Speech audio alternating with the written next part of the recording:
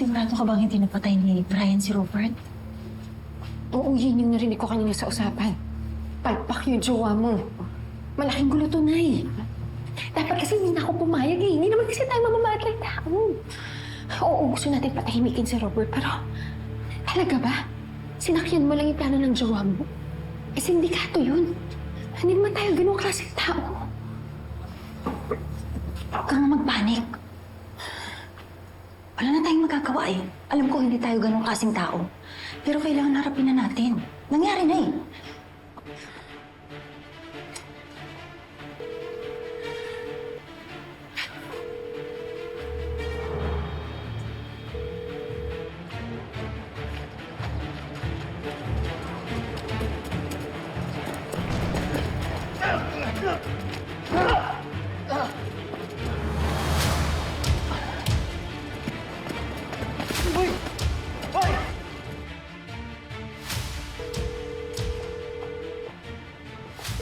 Kasi ayaw niya ako sagutin.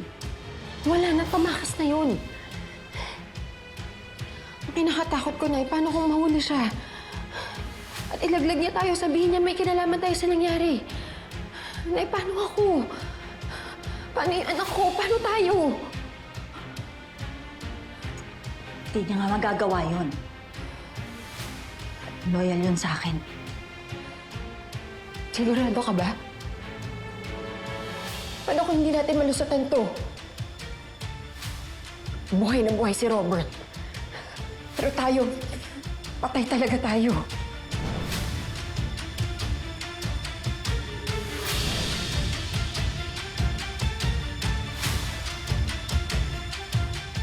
Oh, tita, nagkita na kami ni Daddy. Nagising na siya kanina.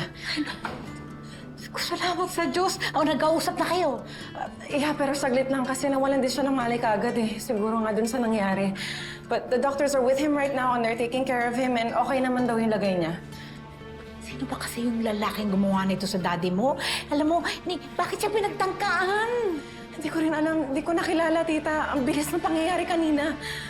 Ay, buti na lang hindi napurukan ng daddy mo. Hindi nagtukumpay yung hayop na yun. But it's okay, kasi hinabil naman ni Gerald yung matake kay Daddy eh. Have they come back? Nakita mo na ba si Gerald? Hindi pa siya bumabalik. Oh my God. I hope everything's okay. I hope di siya nasaktan. Sana rin mahuli niya kung sinong gumawa nito sa daddy mo para malaman natin kung bakit, kung ano ang motibo.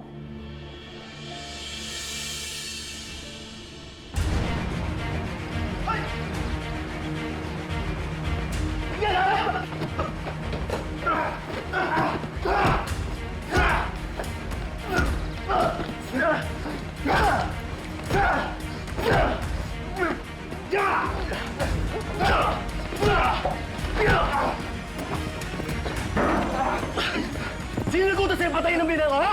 Sino? Ako alam! Magsalita ka! Si Betsy ba? Si Ani Susan? Wala ka mapapala sa akin! Bumulolo, hayop ka! Pamarating na mga pulis, mabubulo ka sa uluan! Kalita ka!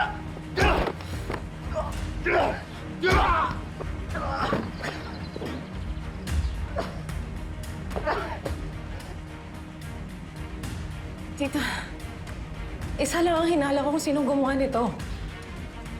Si Betsy. Oh my God! You think she's capable? I don't know what to think, honestly, pero nahalata ako kasi sa mga kilos niya lately. Takot na takot siyang magising si Daddy.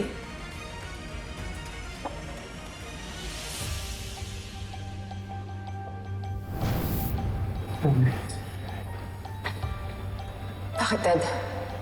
Ano tungkol kay Betsy? Siya bang dahilan kung bakit kayo natake? Robert? Robert? Robert? Nakausap ko na yung doktor mo. Sabi niya bawal ka daw ma-stress. Kailangan mo magpahinga. Bakit kayo magdedesisyon? Kayo ba ang may karapatan? Narinig niyo naman yung doktor, di ba? Delikado yung procedure, pwede niyang ikamatay. Gusto mo ba yun, Gina? Ako, bumalik na normal ang daddy ko? Hindi. Hindi ako papayag.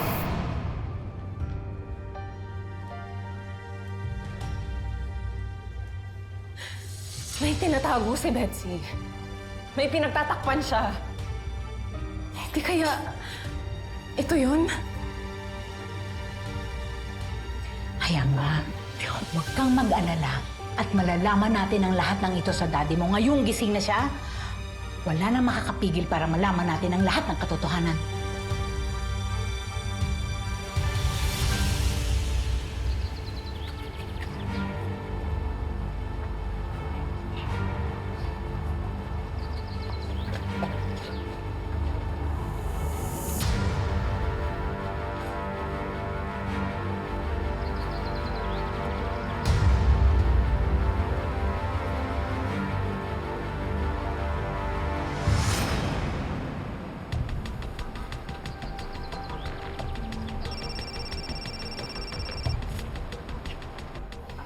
Mabuti naman sumagot ka sa wakas. Paano kita masasagot? Hinabol ako ng Gerald. Buti nga nakatakas pa ako.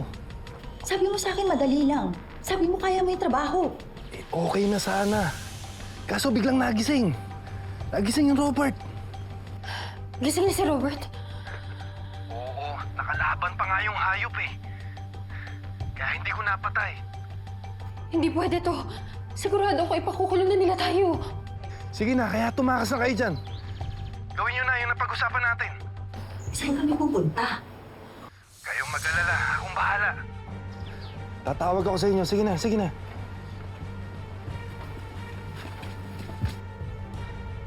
Nay, paano yan? Paano na yan ako pag nakulong ako? Paano? Walang makukulong. Hindi ba narinig mo naman si Brian ang sabi niya gagawa niya ng paraan? Tsaka hindi naman niya tayo dinawit eh. Pero paano yung nangyari kay Robert nung inatake siya? Sigurado akong magsasalita yun. Kaya makikilos na tayo.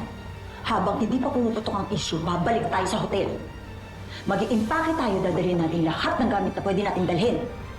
Halika na! Tara!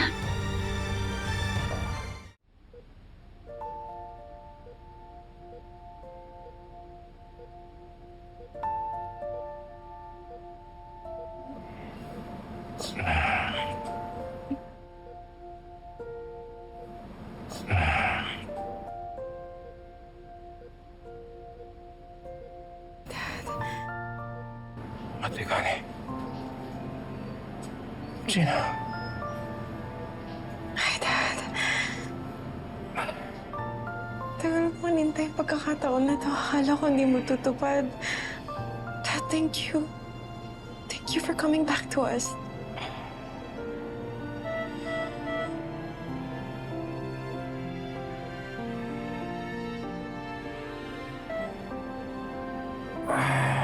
Alam ko, makikita pa tayo madalas.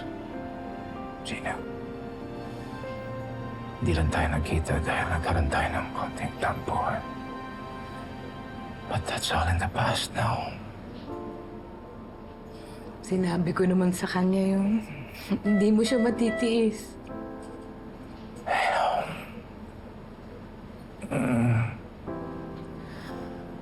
Tikani, maraming salamat at tinalagaan mo yung anak ko. Ikaw ang tiwala sa akin nung wala ako. Salamat, di mo pinabayaan si Gina. Ano ka ba naman, Robert? Pamilya tayo. Magmula nung nawala si Minda, parang ako nang tumayong ina ni Gina. Tinuring ko na siyang sarili kong anak. Sa ganito naman tayong pamilya. Pag may krisis, lalo tayong kumakapit sa lakas ng isa't isa.